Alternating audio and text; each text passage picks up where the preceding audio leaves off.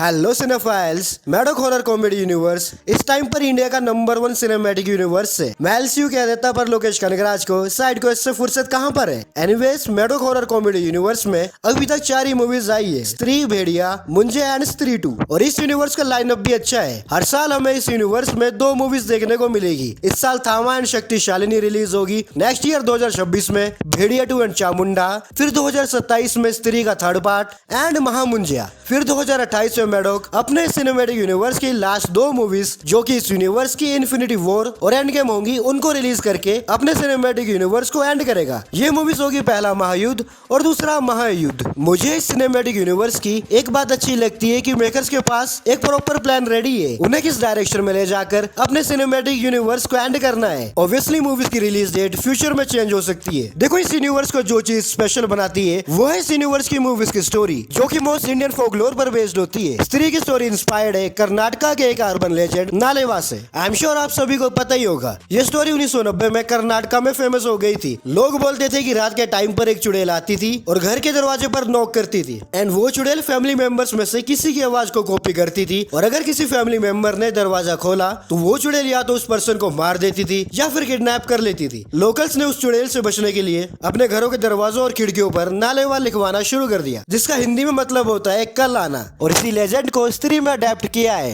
फिर स्त्री पार्ट 2 में सरकटे की स्टोरी थी, जो कि इंडिया के बहुत से रीजन्स में फेमस थी, like UP, Bihar, Bengal and सभी रीजन्स का अपना अपना वर्जन था। बस कॉमन चीज ये थी कि एक भूत है जिसका सर कटा हुआ है और वो रात में अपने सर को हाथ में लेकर घूमता है। एंड मुंजिया में मेकर्स ने ब्रह्म राक्षस की स्टोरी को अडेप्ट किया है, और भेड़िया में शेफ शिफ्टर लेजेंड, जो कि अरुणाचल प्रदेश के ट्राइब्स के बीच में फेमस था, उस स्टोरी को अडेप्ट किया है मेकर्स ने। इस लेजेंड के अकॉर्डिंग वहाँ के ट्राइब्स का बिलीव था कि जंगल में ऐसे आदमी हो सकते हैं जो जानवरों में बदल सकते हैं, लाइक भेड़िया। एंड मैडोक ने इस स्टोरी को अडेप्ट किया है भेड़िया मूवी में। प्लस इस सिनेमैटिक यूनिवर्स में मेकर्स हॉरर और कॉमेडी को अच्छे से ब्लेंड करते हैं। स्त्री में ऐसे सीन्स भी है जिन्हें देखकर डर भी लगता है, लाइक जब जना को स्त्री ले जाती है,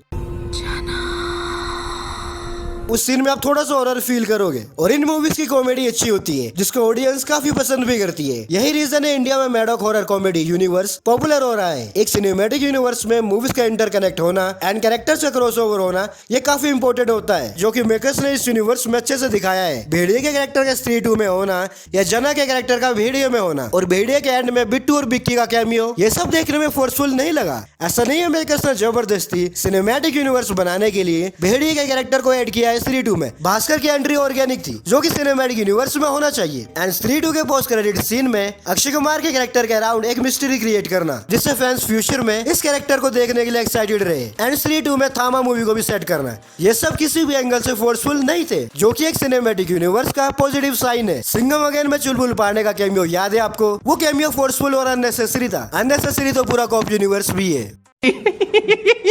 सो फार ये सिनेमैटिक यूनिवर्स अच्छा जा रहा है, पर ऐसा नहीं है इस सिनेमैटिक यूनिवर्स में कमियां नहीं है। इस यूनिवर्स की रिसेंट रिलीज मूवीज में कॉमेडी तो अच्छी हो रही है, पर हॉरर एलिमेंट कम होता जा रहा है। मेकर्स को हॉरर पर और थोड़ा ध्यान देना होगा। मूवीज में हॉरर और कॉमेडी इन दोनों का बैलेंस होना चाहिए, पर रिसेंटली मूवीज में कॉमेडी ज्यादा हो रही है। आपने मुंजिया देखी होगी। मुंजिया में एक भी सीन ऐसा नहीं था जिसे देखकर डर लगे। हाँ, शॉकिंग फैक्टर था एक, जब मुंजिया कैरेक्टर को मार देता है, पर हॉरर नहीं था। पूरी मूवी में मेकर्स ने कॉमेडी पर ज्यादा फोकस किया है। सेम स्त्री 2 में भी कॉमेडी ज्यादा थी, हॉरर थोड़ा कम। मैडोक को इस पर फोकस करना होगा और अपने सिनेमैटिक यूनिवर्स के नाम को भी थोड़ा सा जस्टिफाई करना होगा, मैडोक हॉरर कॉमेडी यूनिवर्स से, ना कि Maddock only comedy universe. I hope upcoming movies में हॉरर और कॉमेडी का बैलेंस देखने को मिले हमें। आपने थामा का टीजर देख लिया होगा। टीजर में सीजीआई और वीएफएक्स अच्छा नहीं लग रहा। मैडोक अभी तक सीजीआई और वीएफएक्स को स्मार्टली जहां नेसेसरी हो वहीं पर यूज कर रहा था, और वो वीएफएक्स और सीजीआई अच्छा लगता है देखने में। भेड़िए का ट्रांसफॉर्मेशन सीन देखा होगा आपने, डिसेंट था देखने में वो, पर थामा के टीजर में ऐसे बहुत से शॉट्स है जो अच्छे नहीं लग रहे देखने में। टू बी ऑनेस्ट, मेकर्स ने टीजर अच्छा कट नहीं किया है।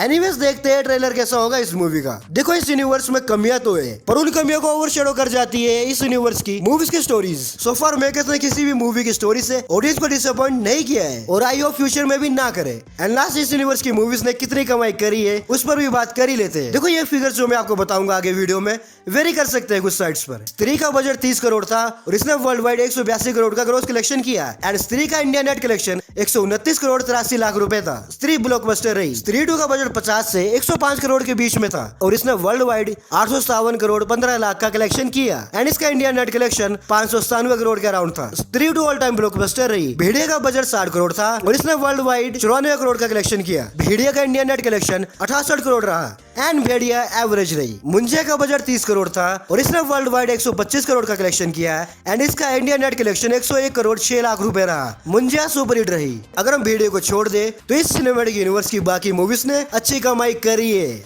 एनीवेज, आपके क्या विचार है मैडोक सिनेमैटिक यूनिवर्स को लेकर इस वीडियो में बता सकते हो। जोरो भाई।